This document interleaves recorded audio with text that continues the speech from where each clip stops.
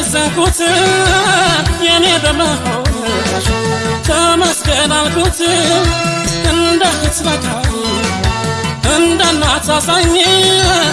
አምላክ ይወደው አንቺን የሰጠኝ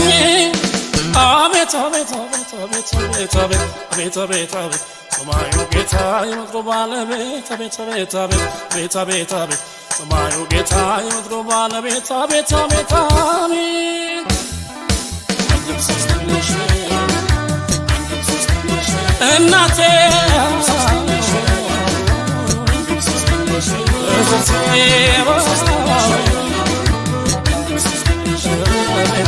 የሰማያት ጌታ ብዙ ነው ሚስጥሩ ምክንያት አለው አንቺ ለእኔ ሲል መፍጠሩ